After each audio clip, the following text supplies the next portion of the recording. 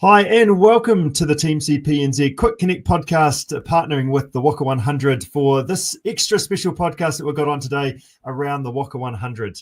I'm your team captain, Richard Greer, and on today's podcast, we're going to catch up with Belinda Farmer, Whaka 100 race director, who alongside fellow staff member Mike Cockin over the weekend completed their own event, the Whaka 100 on their mountain bikes. The full Whaka 100 course, including aid stations plus start and finish line banners, just like the real thing. Obviously, Belinda, Mike and the crew are a bit busy on race day, so don't actually get the chance to ride it. So as a mountain biker at heart, she has been wanting to take on this challenge for quite some time. So this is a chance to, and she's trained super hard for it. And on Sunday, just a couple of days ago, she had a crack, and we are going to find out how 100 plus Ks, was it 3,500 vertical meters of climbing, a whole bunch of single track downhill, how the creek jump at the end. I'm keen to have a bit of a chat about that as well, how all that unfolded. So Belinda, welcome to the show. How are you getting on?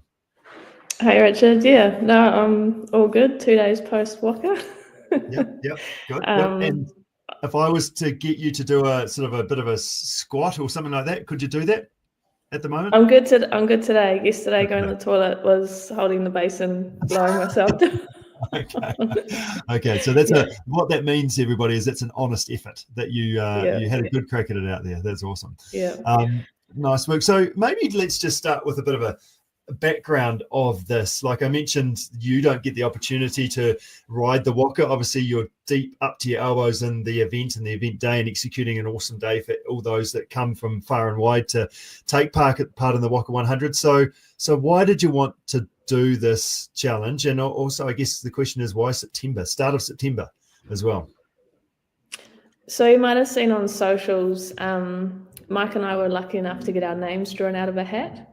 So kind of like a office challenge. And then I thought about it. I was like, well, we've owned the event over 11 years now, and I've actually never done the Whaka 100. So It was a good challenge. I was keen to do it. I love endurance riding. And I was like, okay, we've booked the holiday the end of September. We're off to Raro. I need to get this job done before we go away on holiday. And like you said, I can't do the Whaka 100 in Labour weekend. We'll be working, but so I had to start doing the training, and thanks Richard for all the coaching. Yeah, good. So let's go back a little bit on that training. How did you prepare? How organized and ready were you feeling on the start line? Because you had a start line. There was the MC was there. There was start flags, all sorts of things going on in the car park. Yes, I think I approached you saying, hey, I need some help. Yeah. And I'm a real routine person, so building that consistency. I like working out in the morning, getting that job done in the morning, and then just get through your day. And probably a couple of months of just building that consistency of the Monday morning meetups, the gym, doing some strength, and then just a regular ride in the weekend. You've got to fit it in around life. So I made it work. Yeah. And by doing it in the morning with young family and busy job and all that sort of stuff going on, it meant that you held on to that time too. It didn't get swept away because you were just up early, got it done, and then carry on with your day most of the time. Yeah, totally. Yeah. Yep. Yeah. And obviously the Whaka 100, we need to do some training during the depths of winter, but you were in the depths of the winter as well, being September event date opposed to a sort of mid to late October date. Oh man, some of those weekends were so hard, like -3. I was actually thinking of South Islanders. I was like, man, kudos to you guys training for this event. We're in, Rotorua. It's not super freezing. We don't have snow, but definitely had to layer up. And mega brain freeze when you're just starting your ride. Just persistent, carry on, just get the job done. Good on you. That's awesome. Yeah. So walk us through your day. How did it unfold? Sorry, that's something that we don't need to be doing right at the moment. How are you feeling on the start line before we talk about your day? So the night before, I know it's always going to be a rubbish sleep, so I prepared for that. And I was really, really relaxed. And I was like, oh no, like I'm super relaxed. I don't care. Like I had that thought in my mind. And then I went to bed probably 9:30, average sleep, woke up at about 5:30, and I was like, I'm really nervous. I care. I'm like, yay, nerves are there. Good. That's great. Yeah, because I know when you have nerves, it means that you care. So yeah, I couldn't really stomach any breakfast. I attempted to have some scrambled eggs and a protein shake, but yeah, only had about half of it. So yeah.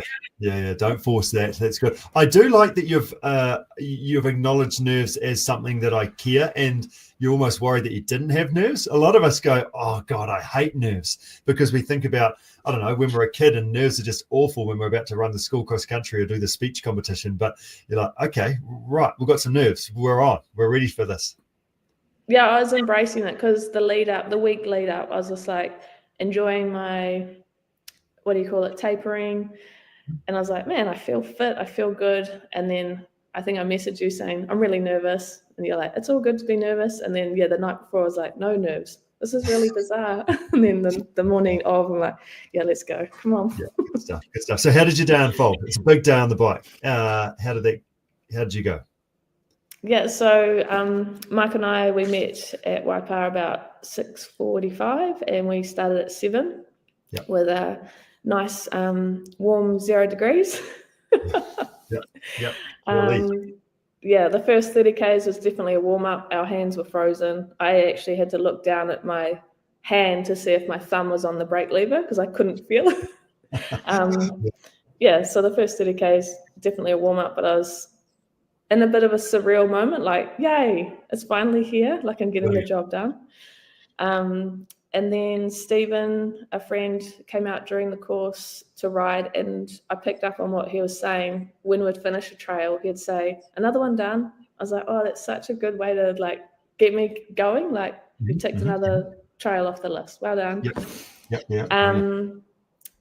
In the first 50 Ks, I felt super, like my mindset was super positive. Like I was so amped. I felt proud of myself, because I was happy, and keep saying to myself, you've got strong legs, use your strong legs, just all that positive self-talk to keep yourself going.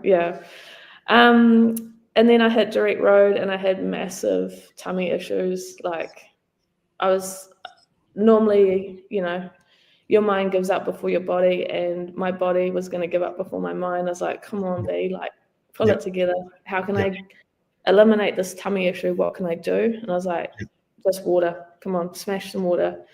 And a friend met me on direct road. She's like, you're right. And I was like, you've met me at the worst spot and the worst time of my ride. So just brace yourself. Okay. So did the water help? Yeah, definitely. So water helped. And then obviously when you hit direct road, you've been climbing since Princess Anne. So it's climbing and then into frontal and then up to Tahi. Like it's a lot of climbing. So obviously you're crunching your tummy and you can't really stretch out. So from where the shuttle drop off is up to Tahi, I was like, I'm just going to walk. So I just walked. Just a different stretch out, try and keep eating, try and keep drinking. And then I got to the top of Kung Fu. I was like, yes, I feel good. Come on, let's go. So all that techie stuff was good. I practiced it the weekend before. I was happy with that. Went into the climb of no brains, just slow and steady. Again, I think I walked a little bit just to kind of have a break, as in just listening to you, the goal is just keep moving forward. Don't stop, just keep moving forward. The No Brains was a trail that I was riding blind. So I hadn't ridden that one pre-Sunday. And a local dude, Mike Metz, who works at Bike Culture, he said, follow me down. So that was super, super helpful. Cool. Seat up, seat down, roll over this, so helpful. And I was like, if he wasn't ahead of me, I think I would have walked a lot of sections, but rode it all. So you can see he's riding it. You can see the lines. That's what you get on race day, isn't it? You have riders in Yes. front of you, and you get more gung-ho because, well, they rode it, so maybe I should just ride it. So whereas if Yeah. you're solo, you're a little bit more tentative. You don't know what's on the other side of some of those things, so you do often just clip out, or maybe almost clip out and then get off balance. Yep. So yeah, you just ride the person in front, and yeah, I guess if you've got time, honestly, yeah, go and ride No Brains to give that one a crack. And then you head back up Morangi Road, the other side, and that's when my fatigue started to set in. I said to Megan, who I was riding with, my eyes are doing really funny things. I don't know what to do. And she's like, okay, well, let's just walk. Like wake your mind up. I feel like it's set in because all I was doing was just pedaling, like up Morangi Road, and I was like, So let's do something different. Just walk. What's the distance and what's the time now? How long have you been going for at this stage? It was definitely the 80K mark. Yeah. Time. So you're deep in the race. 10 hours. Yep. Yeah. Okay. Yep. And then got to the top of Time Warp, heading into split ends, and I just had a moment, had a cry. Did you? Okay. Yep. I was just like, I think all the big hills are done. Like I'm done. Those big hills are done. And I was just like, said to myself, come on, B, you can do hard. Let's go. And then bombed it down. We've got a rule that we learned a couple of weeks on our podcast from Charlie Watts. She said you're allowed to cry, but you're not allowed to stop. You've got to keep moving forward. You can cry if you want, but you've got to keep moving forward. So was yours a sit-down cry, or was it a crying whilst tears are running down my face and I'm riding my bike at the same time, trying to blink, trying to see where I'm going? Probably maximum 20 seconds. Okay. I had my head down, and Megan's like, are you okay? Come on, photo time. I was like, yeah, I just need this moment. Okay, good. So 20-second pause, and I was like, okay, let's go. Come on. So then, down split ends, got a PR, which I was stoked with. Cool, that's awesome. Yeah. And then in my mind, I said, because the time obviously was daylight was the factor, I said to Megan, I think what I'll do is I'll cut rock drop out, and we just won't do that. And she's like, okay. And then we got to the end of roller coaster, and Tim was there with the ute lights. I said, I'm going to cut out rock drop. He's like, no, you're not. You'll regret it. I was like, okay. I'm doing rock drop. I've got lights. There's no excuse now. I'm like, I have to do this. Yeah, so this is right at the end, eh? Where rock drop is? Rock drop is, yeah, but I saw Tim just at Chop Suey. Okay. So which is what distance for those that don't know? Probably 10 Ks to go. Okay, yep. Yeah, about 10 Ks to go. So yeah, got through all that, and then once I hit Lions, I started counting down the trails as like, momentum and motivation to keep going. Yeah. So I got into Lions, and I was like, okay, I got Grinder, now I've got Challenge, now I've got bloody Rock Drop. And once I finished Rock Drop, I got into Rosebank, and I was like, yes, this is the effing last trail. I was pumped. Yeah, very good. Went down Hardline Creek, and then I did a nice walk the plank. Walk the plank, yeah. Okay, so you didn't take. I looked at you because I saw the footage afterwards of Mike, and he walked the plank because Mike's walking the plank. But Belinda, she's coming to. Oh no, she's walked the plank too. Damn it. I haven't practiced my jumping, so that's one I need to practice. So yeah, and I wasn't going to practice on the day. I'm not sure if you need to practice your jumping. I think you just need to go and have a crack at that stage. Maybe that's something for next time. I don't want to do a Richard Greer though. I've probably actually. It just so happens that this is what it doesn't look like. I've got it just there. That moment. That's the wrong spot. You didn't go off the jump. Yeah, I know I didn't go off the jump because the day before that was my issue. The day before, we rode through that and it was fine. I didn't know that there was a big gougey bit that just sucks your wheel in. Ever since then, I've had no problems since going off the jump. But that was my issue. Yeah, I've done that before. Tim's like, go over the flat rock, and I've been over the flat rock, and my front wheel has hit that same hole, and I've done that mistake. So walk the plank. I don't mind. It's all good. Okay, yeah, exactly. Don't mind walking the plank. It's okay. Yeah. And then I hit the bridge at Whaka, and Mike Metz pat me on the back and said, "You can cry now." And I was, oh man, I just cried so much. I was just like, I've done it. And then they put up an inflatable arch for Mike and I, a different Mike, obviously Mike and the team. Yep. yeah, it's probably 20 or 30 people there cheering us on. It was so cool. That's so good. That's how does it compare? Is it the hardest ever day that you've had on the bike, the Whaka 100? My sister actually asked me that question because I've done 24-hour racing, and they're both really hard. It's a mental game, and obviously nutrition game. I'm comparing the two, but like from the 24-hour racing, I didn't touch the bike for a month. But like after now, I'm like, I probably could go for a ride on Sunday or Saturday. Like I'm feeling okay to go for a ride. So I don't hate my bike. Yeah, that's a win. So you're not broken, obviously physically, you're actually in pretty good shape. You could do some squats today if you need to, but also mentally you're not hating things. You're actually in a good place for it. Yeah, I'm feeling good. Like I've put myself on the wait list tomorrow for the gym. So we'll see if 6 a.m. I'm there or not. I can happily give you this week off. Like I write your note. I'm happy to do that. That's okay. Yeah, I've just done so well with this training though. Yeah, true. Absolutely. But my traps, they're pingy. Like trying to make the bed this morning, is like, it feels like someone's behind you going, like poking your traps. So they've had a big day. Massage is booked for Thursday night, so looking forward to that one. God, you earned that. Absolutely. We've done a podcast series with Whaka 100 this year. We had a training one, a nutrition one, and a mental skills one. So if we go through those three sort of topics, might be quite interesting. So from a training perspective, we talked about obviously the long ride and that Zwift ride that you're doing, which is a fast one, and some strength training. Like, how did that go for you? And was there a key session that you did that say, yep, I'm ready for this? I think you put in my program 2 blocks of Whaka training camp. So the first one I did, I was like, man, I'm not ready for this. There was a lot of self-doubt. Yep. Like the middle day out of the 3 was a 5-hour, and I struggled with that one. Then the second time round when I did that training camp, I was like, yeah, I've got this. Like, I can do. I think I tried to do 100 Ks over 3 days, and I got like 96. And I was like, I messaged you, maybe I've got, 4 Ks to go to get 100, and I'm not going to jump on the trainer. Don't worry. I'm accepting that 96 is okay. 96 is great. Absolutely. So, I mean, that's the thing, I think, by doing 2 big days or across some weekends, is that you learn from the first one, then you go and do the second one and do that better to build confidence for your day. What about nutritionally?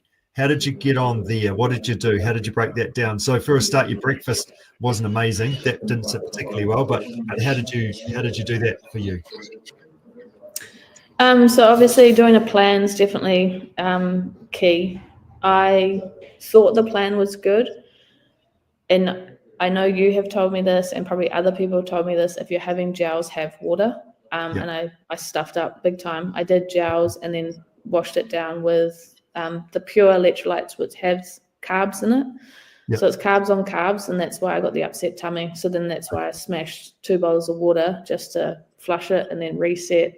Okay, and knowing that I had to have a bottle of water, a bottle of electrolyte with the carbs. Mm-hmm. Yeah. Okay, good. It's good that you acknowledged it and you knew that. Yeah. So most of the plan went to plan. Loved the pizza. I bought pizza the night before, so I had cold pizza, like cheese pizza. Loved the baby pouches, like weird, but it was really comforting. And it was easy to consume. You just like squeeze it in your mouth, and you just no chewing. You're getting carbs on board without really thinking about it. So just for those people that don't know what you're talking about, baby pouches, they're baby food pouches that have, like, generally they're fruity, so like apple and pear or a berry type one that you can that are quite zesty in your mouth, aren't they? They're just fresh in your mouth up. Well, vanilla custard's my go-to. So love vanilla custard. Yeah. Okay. 6 months plus. Yeah. Okay. Good. Well done. There's the tip of the day. Like it. And then the last 8 Ks, I just had a bottle of Coke.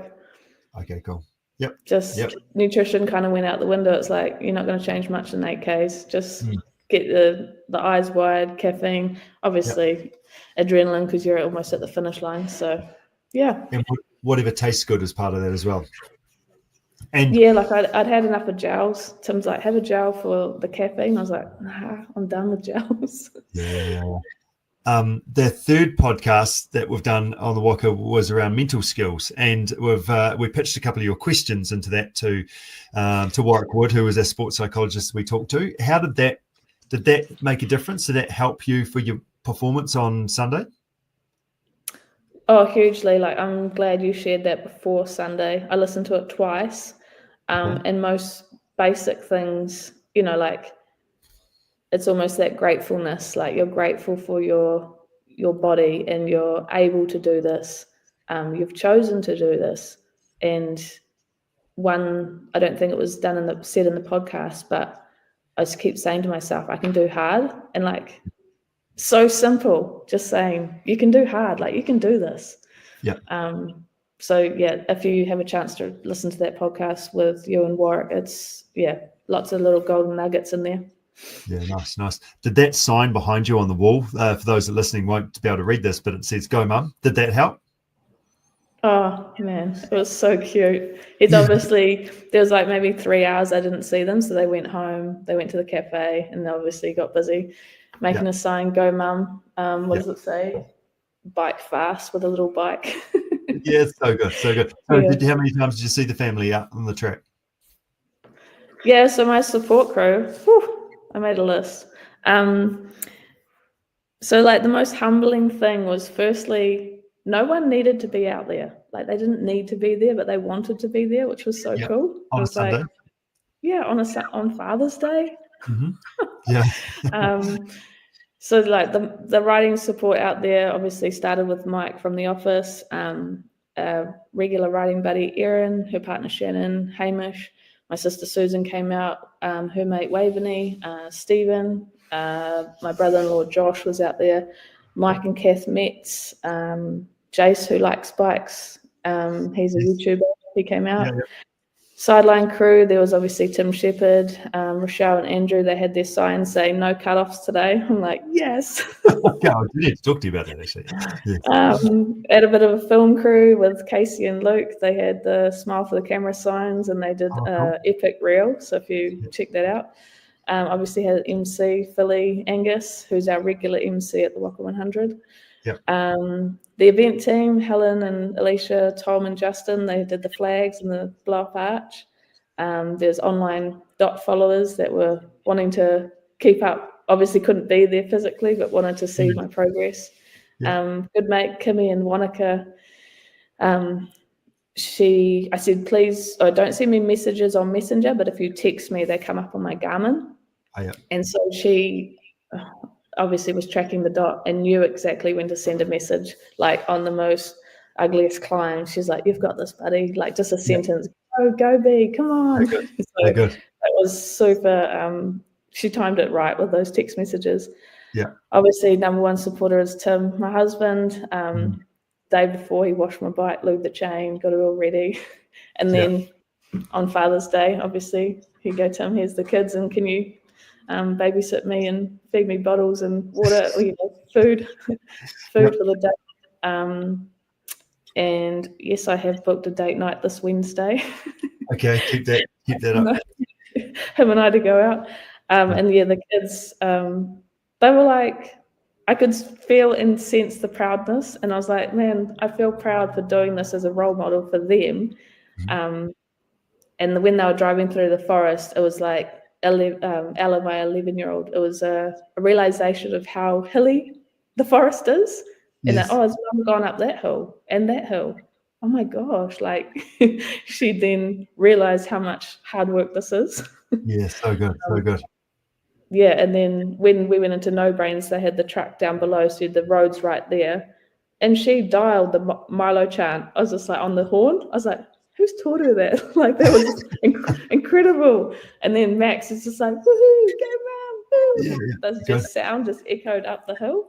So yeah, I hope I've named everyone, but everyone that was out there supporting me and Mike, felt very wrapped around with support. It was awesome. Yeah, that's awesome, isn't it? So good. I was excited to get the text from you later on the day, thinking of you as you were sort of the day was going. Like, it's quite a big day as you sort of go about your day doing whatever you're doing, and then still riding your bike. But yeah, super cool to be able to hear that you got across the finish line. So good to have so much support as you did it. I'm just going to put this picture up, our toast picture. How toast were you when you got to the finish line? Number one being burnt toast. Number one just being lightly toasted, maybe even would definitely melt the butter, but not much more than that. Where were you on the scale here? I'll put myself at a 1. Yeah, I definitely. Whoa. Okay. So not a 0.5, like you're not in bits, you're still together, but black. Yeah, no, like I was done with riding. Once I'd crossed that finish line, obviously the boost of endorphins, I could pick my bike up for the photo and stuff, but no, I was done for that night, that day.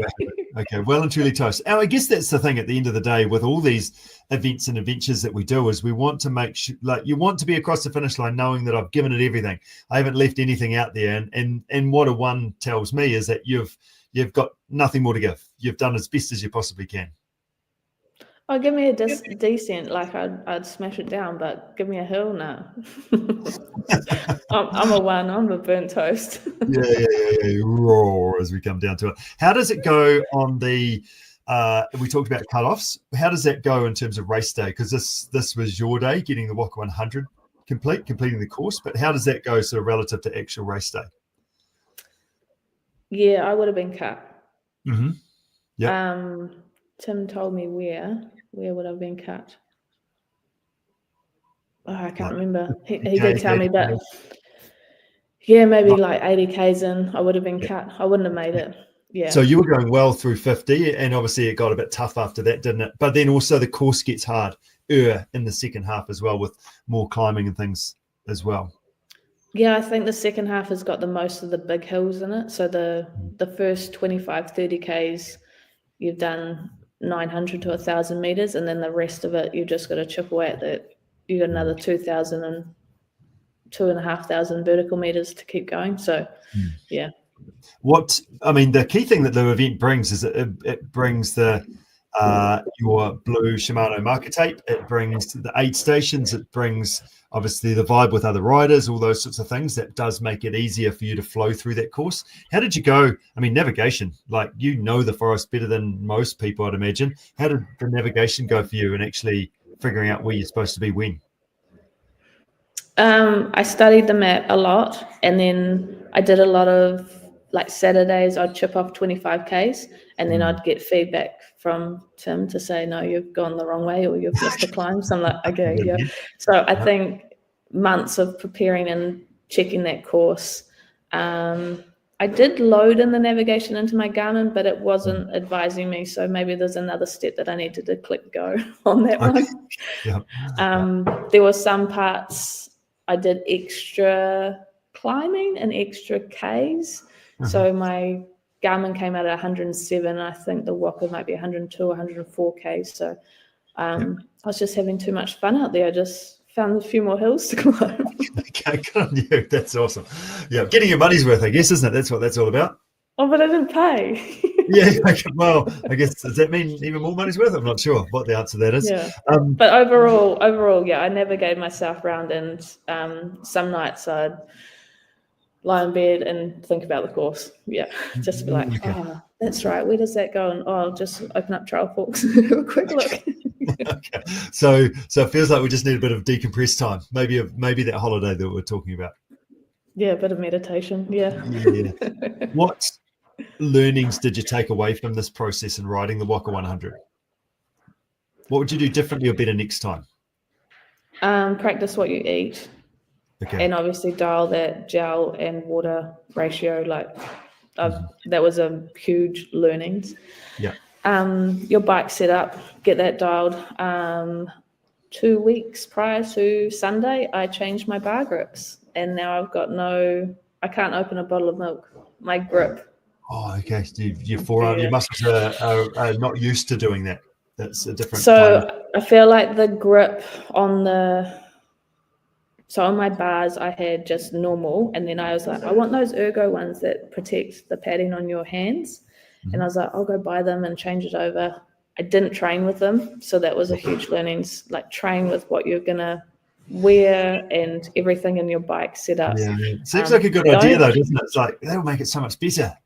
Yes. But then sometimes even 50 Ks in, I was like, man, I'm going to send Tim a text and say, come on, let's change our bar grips over. Like, it was only the left hand, because obviously you're doing the drop a seat post up and down, up and down. Well. Yeah. And so my forearm's swollen. Good stuff. What advice have you got any other advice that you give to others that are lining up for this? So obviously those learnings that you've got in terms of practice your nutrition and get your bike set up and don't change anything. Make sure it's running well. Obviously, Tim got that sorted for you the day before to make sure everything's happy and smooth and sounding good. But what other advice would you give to others now that you've experienced not completely what your event is, but pretty much what the ride's about? I think just be consistent with your training. Like you're now coming into daylight savings where it's going to be nice, longer evenings. Get the support from your family. Just keep doing that training, because once you get into that taper, all that hard work's done. So yeah, just be consistent. Eat well. Like obviously, just keep all those healthy food coming into you. Like I had Kath Metz advised me on some nutrition, and it's just protein. There is a little bit of calculation with that. So whatever your weight is times 1.5 is your protein intake for the day. So divide that by 3, and that's your 3 meals. So make sure you get your protein in. That will fill you up, and that will give you lots of energy. Book, I know you say this in most of your podcasts for the Whaka 100, but book a bike service. Like get your everything dialed, and then have enough time to ride it to make sure gears are running smooth. Plan your food for the Whaka. It's a big day out there. Make sure you've got it nailed. And the most simple thing is your mindset. Like put it on your mirror. You can do hard things. Like have it in your face. Just keep moving forward, and even if you're crying, if there's tears running down your cheeks, you've got to keep moving forward. You can do hard things, Belinda. Tears are good. It's just your emotion coming out. It's all good. We can cry. Yeah, good on you.